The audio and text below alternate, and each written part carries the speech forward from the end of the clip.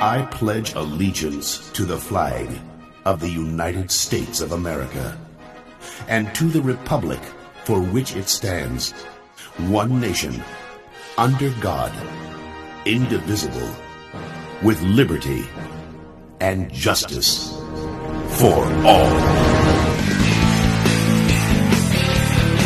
Howdy doody. It's showtime. What's going on, guys? Your old buddy Yard Boy coming at you. Yeah, it's been a while. Just things have been kind of crazy, and you know how it is with your old buddy Yard Boy. YouTube is something of a hobby for me, but had a little time today. I thought I'd make y'all a video. As you can tell, I'm kind of out in the woods, and got the old trusty Yard Boy, what do we want to call that? ATV, I don't know, four-wheeler. Anyway, I'm coming to you from an undisclosed portion of the Yard Boys Global Operations Command Center, and I will kind of give you a clue there as to why I'm not at the main part of the undisclosed Yard Boy Global Operations Command Center.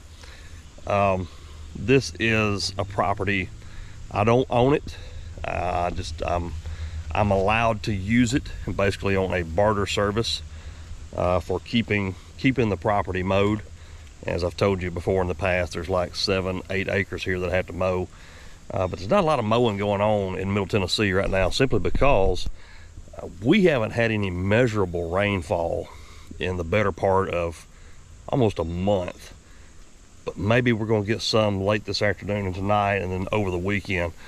But grass is cooked right now. Luckily, I've been able to do some aerating jobs, and that's what we're going to do today. We're going to go out. I keep turning around into that shadow. Sorry, guys. We're going to go out and do a little small aerating job. This guy is not a mowing customer, but I'm one of the few guys in my area that actually owns my own aerating equipment. And so what ends up happening is a lot of the other companies, they will refer me to their mowing customers to do their aerating for them. And so I've got a good relationship with a lot of the other guys in my area that we send work back and forth to each other. It's just there's plenty of work here. I don't know about where you are, but where I'm at in the Middle Tennessee and just outside of the Metro Nashville area, there's plenty of work to go around. Trust me. So they're real good about swapping around with me. But no, this property where I keep my equipment at, it gets used by a lot of law enforcement for tactical training, as you can see there. And so when I got through, whenever I got here today, apparently today is training day. So I didn't want them to think that I was snooping around, which they all know me, but I don't want them to be uncomfortable with anything, me walking around with the camera. So, but listen, guys, we're going to jump in the truck and we're going to take off over here a little ways down the road, and got a little small aerating job we're going to do. And when we come back, I want to talk to you for a minute about what sets you apart, what sets me apart, how I set myself apart in my aerating, and why you are providing a service to the homeowner that, yeah, they could do themselves, but do they really want to? Is it cost effective for them? So hey, let's jump in the truck, run down the road, and let's get to work today.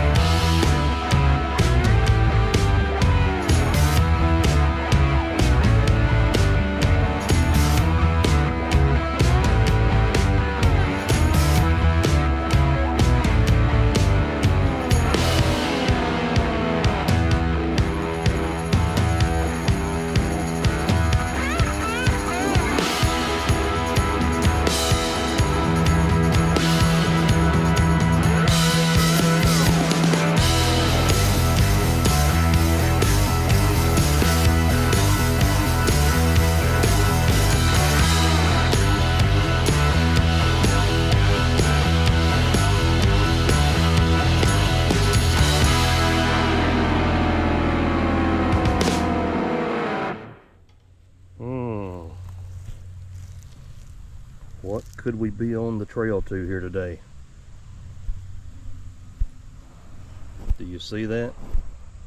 Look at it.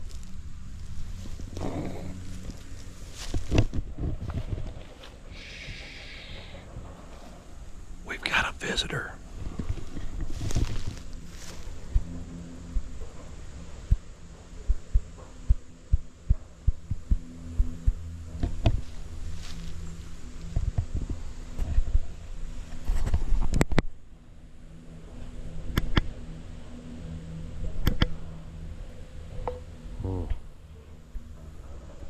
I don't know if you can see that over there. Got a doe over there.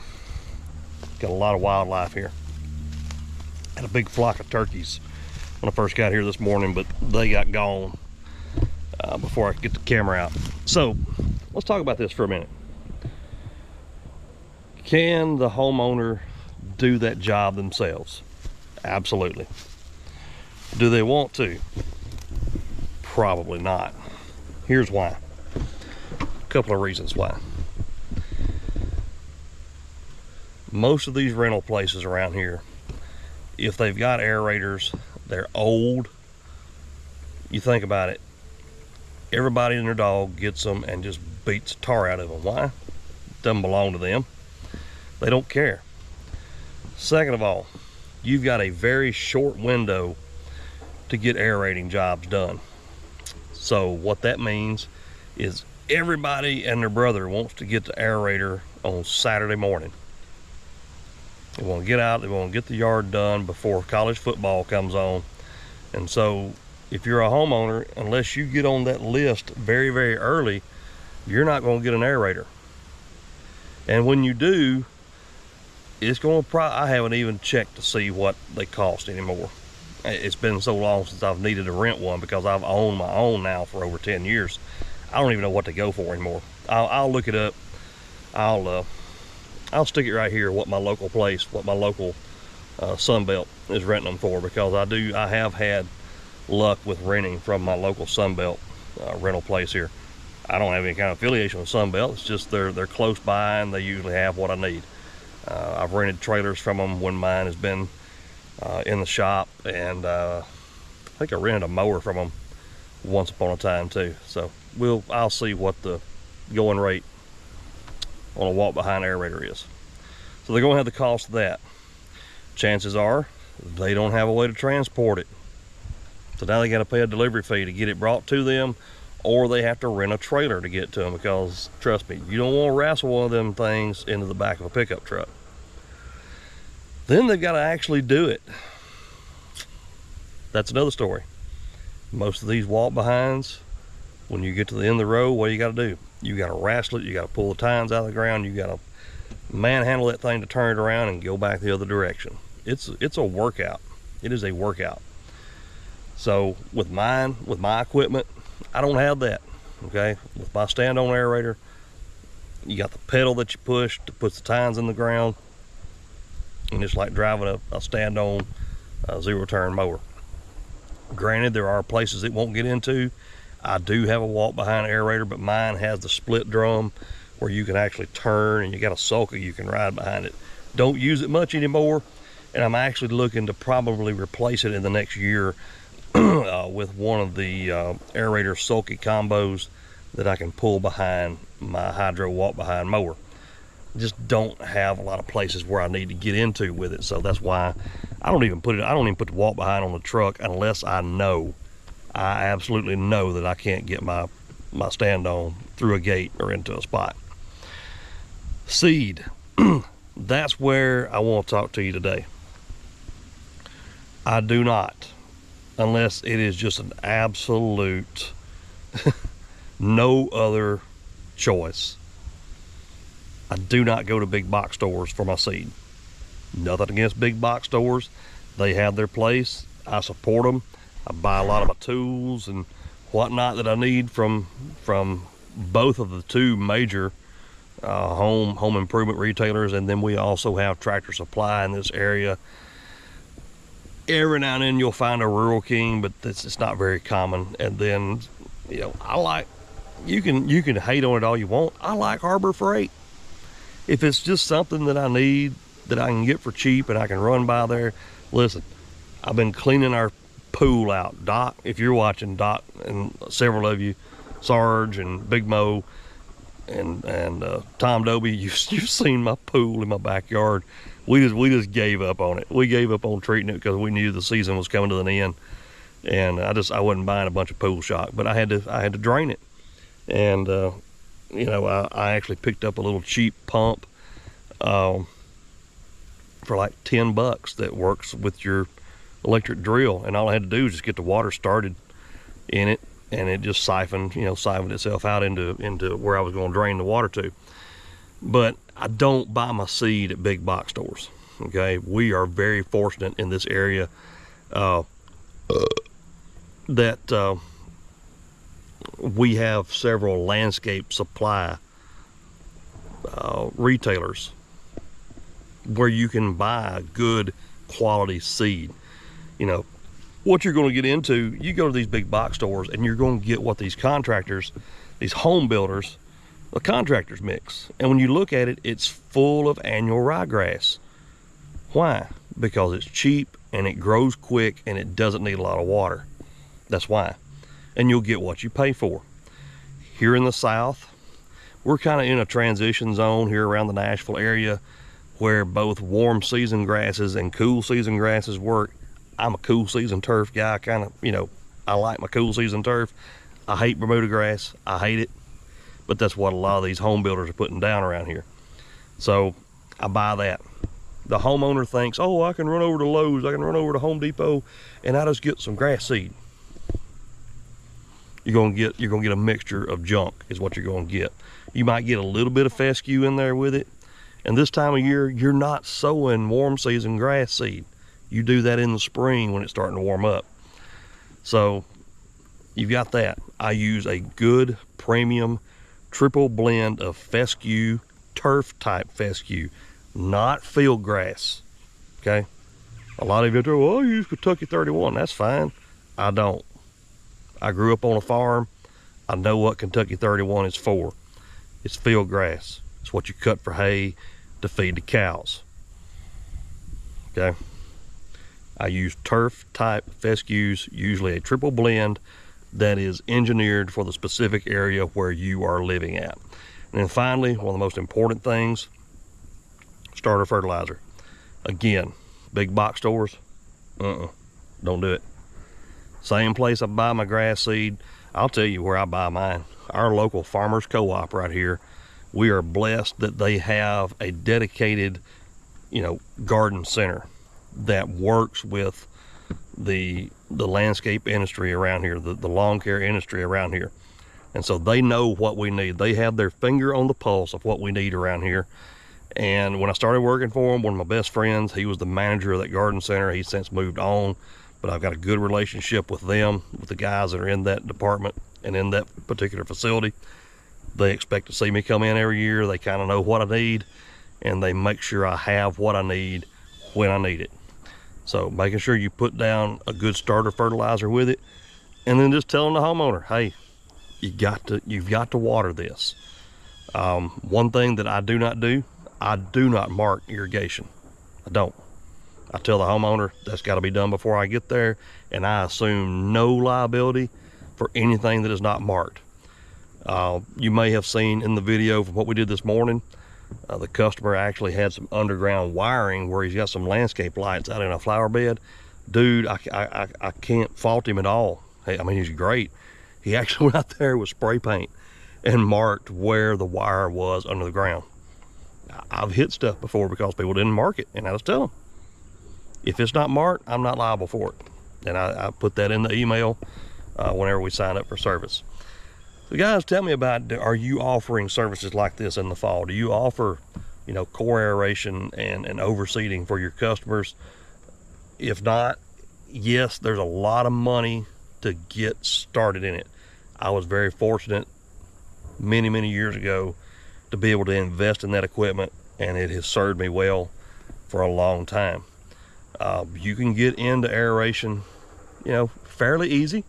You can find some used equipment out there. Guys are always unloading it. Rental houses are always unloading it. I was just fortunate to get in when I got in with good new equipment, and it has served me well. Fall cleanups are coming. You know, we don't have a lot of mature trees in neighborhoods. Granted, you know, they're all around me right here, but this hasn't been developed yet. It's probably coming. But there's plenty of work to do right now. There's plenty of work in my area. I can't say for, you know, up where Doc is at in Ohio and on up into Michigan and into the Northeast and Pennsylvania and whatnot, where you're at. Yeah, your season's going to probably end or before mine does, but you guys probably plow snow up there. We don't get snow down here, not, at least not enough to justify equipment. I got a plow that fits on this four-wheeler that, you know, I've plowed a few parking lots before, but other than that, we don't get enough to justify it. So our season does last a little longer around here. I'm usually working most years till on up into early December doing cleanups. And again, you know, I've got other companies that, I got one in particular, you probably saw them mowing next door to me this morning. They shut down November the 1st. They're done.